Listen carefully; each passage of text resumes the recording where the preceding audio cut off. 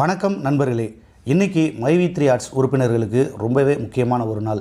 ஏன்னா அவங்களோட எம்டிக்கு வந்து இன்றைக்கி ஜாமீன் கிடைக்குமா கிடைக்காதா அப்படின்னு சொல்லி எல்லோரும் மிகுந்த எதிர்பார்ப்போடு காத்துக்கிட்டு இருக்கீங்க. சரி, அதை பற்றி தான் நம்ம இந்த வீடியோவில் பேச போகிறோம். அதுக்கு முன்னாடி ஒரு சின்ன தகவல் ஒன்று சொல்லிடுறேன். நேற்று அதற்கு முதல் நாள் பார்த்தீங்கன்னா வந்து OMBMக்குலாம் வந்து அப்ளிகேஷன் ஒர்க் ஆகாமல் இருந்துச்சு. இப்போ அது ஒர்க் ஆக ஆரம்பிச்சிருச்சு. ஒரு சில பேருக்கு வந்து எனக்கு வேலை செய்யலை அப்படின்னு நீங்கள் நினச்சிங்கன்னா ஒரு முறை உங்களுடைய மொபைலை வந்து சுவிட்ச் ஆஃப் பண்ணி ஆன் பண்ணுங்கள், சரியாயிரும். இதுலையுமே பார்த்தீங்கன்னா ஒரு சில சிஎம்முக்கு மட்டும் டுடே earnings ரீச் அப்படிங்கிற மாதிரி வரும். அப்படி வந்தால் ஒன்று நீங்கள் பயப்பட தேவையில்லை. பேக் வந்துட்டு மறுபடியும் உள்ளே போங்க, ஆட்டோமேட்டிக்காக உங்களுக்கு வந்து அப்ளிகேஷன் ஒர்க் ஆகிக்கிட்டே தான் இருக்கும். சரி, வாங்க இப்போ நம்ம இந்த வீடியோக்குள்ளே போயிடலாம்.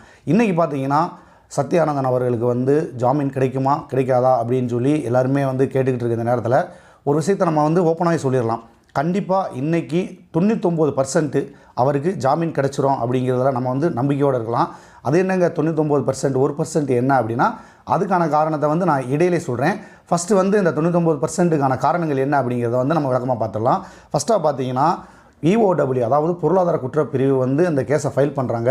அதுக்கு வந்து நானே உங்களுக்கு முழு ஒத்துழைப்பு தர்றேன் அப்படின்னு சொல்லி இவரே வாண்டடாக போய் அந்த சரண்டர் ஆகியிருக்காரு. எந்த ஒரு கேள்வியும் வந்து தனிப்பட்ட முறையில் விசாரிக்கிறத விட சம்மந்தப்பட்டவரை கூட வச்சுக்கிட்டு விசாரிக்கிறப்ப அந்த விசாரணை வந்து வேகமாக முடிஞ்சிடும். அது வந்து ஒரு ப்ளஸ், ஃபஸ்ட்டாக பாயிண்ட்டு. செகண்ட் பாயிண்ட் என்னென்னு பார்த்தீங்கன்னா பொருளாதார குற்றப்பிரிவு வந்து எல்லா ஸ்டோர்கள்லையுமே போய் வந்து விசாரிச்சிருப்பாங்க. அப்படி விசாரிக்கும்போது எந்த ஒரு தவறான செயல்பாடுகளும் நிறுவனத்தில் இல்லை அப்படிங்கிறது வந்து அவங்களுக்கு கன்ஃபார்ம் ஆகிருக்கும். ஏன்னா அப்படி ஒரு தவறுகள் நடந்திருந்தால் இன்னார வந்து ஒரு சில யூடியூபர்ஸ், அதாவது உங்களுக்கு எதிராக இருக்கிற அந்த யூடியூபர்ஸும் அந்த மூன்றாவது நபர் ஒரு முக்கியமான ஆள் ஒருத்தர் இருக்கார் பார்த்தீங்களா, அவரெல்லாம் ரொம்ப எப்போ என்ன நடக்கும், நமக்கு ஆதரவாக ஏதாவது ஒரு சம்பவங்கள் நடக்குமா அப்படின்னு சொல்லி ரொம்பவே கண்குத்தி பாம்பு மாதிரி எதிர்பார்த்துக்கிட்டு இருக்காரு. அப்படி எந்த ஒரு சம்பவமே நடக்கலை. எல்லா பக்கமுமே வந்து சரியாக இருக்கிறதுனால கிடைக்கிறதுக்கு இரண்டாவது வாய்ப்பாக இது அமையுது.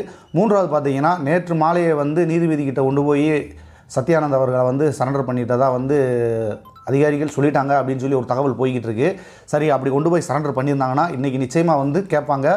இதில் வந்து பார்த்திங்கன்னா பொருளாதார குற்றப்பிரிவு அவங்களுடைய பதிலை வந்து இன்றைக்கி தருவாங்க. இல்லை, நாங்கள் விசாரிச்சிட்டோம், இது நல்லா இருக்குது, ஒன்றும் பிரச்சனை இல்லை, இவங்களை வந்து வெளியில் விட்டுறலாம் அப்படின்ட்டாங்கன்னா வெளியில் விட்டுருவாங்க. மேக்ஸிமம் வந்து இவர் உள்ளே இருக்கிறதுக்கு வாய்ப்பு இல்லை. இதில் வந்து பார்த்திங்கன்னா ஏற்கனவே வந்து சொல்லியிருந்தாங்க A+ கேட்டகரியில் வந்து அவங்களுக்கு கேட்டிருக்காங்கண்டு.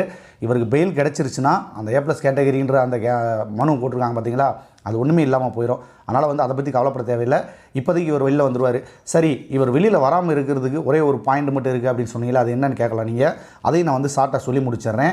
ஏன்னா இன்றைக்கி வந்து எல்லாருமே அந்த வழக்கை வந்து ஆர்வமாக எதிர்பார்த்துக்கிட்டு இருக்கோம். அந்த 1% என்ன அப்படின்னு பார்த்தீங்கன்னா சில நேரங்களில் நம்ம செய்கிற நல்ல விஷயங்களுமே நமக்கு வந்து பாதகமாக முடிகிறதுக்கான வாய்ப்புகள் இருக்குது. இது வந்து அனுபவப்பட்டவங்களுக்கு தெரியும், நீங்களுமே உங்கள் வாழ்க்கையில் அனுபவப்பட்டிருப்பீங்க. இப்போ பார்த்தீங்கன்னா ஒரு நபர் மேலே வந்து நீங்கள் எல்லாமே வந்து புகார் தெரிவிச்சுக்கிட்டு இருக்கீங்க, அது வந்து ஒரு பக்கம். அதையும் தாண்டி வந்து இந்த பொருளாதார குற்றப்பிரிவு விசாரணையில் வந்து எங்களை இணைச்சிக்கங்க, நாங்கள் இதில் உறுப்பினர்கள், எங்ககிட்ட கேட்க வேண்டிய கேள்வியை நேரடி எங்ககிட்டே கேளுங்க அப்படின்னு சொல்லி நீங்களுமே நிறைய மனுக்கள்லாம் கொடுத்துருக்கீங்க. ஒருவேளை வந்து இதை வந்து ஒரு காரணமாக காட்டலாம். இதை எப்படி காரணமாக காட்டலாம் அப்படின்னு பார்த்தீங்கன்னா ஏற்கனவே மனு கொடுக்க போன ஒரு இடத்துல வந்து கூட்டம் சேர்த்துட்டாங்க அப்படின்னு சொல்லி ஒரு கேஸை போட்டாங்க.